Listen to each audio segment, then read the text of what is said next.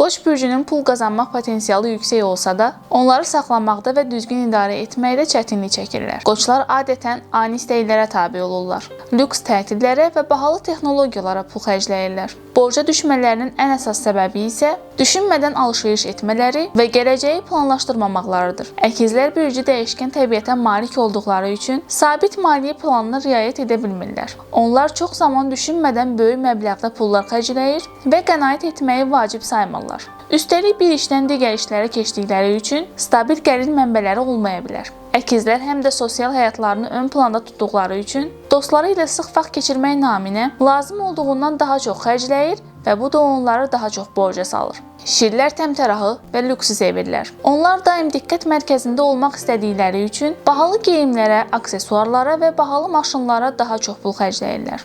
Şir bürcünün nümayəndələri başqalarına öz imkanlarını göstərməkdən həzz alırlar. Bu səbəbdən də əllərində nə qədər pulları olursa olsun, tez bir zamanda xərcləyir və borca düşürlər. Onlar pul idarəçiliyində nizamlı olsalar belə, bəzən öz istəklərinə qarşı dura bilmirlər. Oxatanlar azad ruhlu insanlardır və pulu uzun müddətli planlar üçün deyil, daha çox macəra və istirahət üçün istifadə edirlər. Onlar pula çox bağlanmırlar.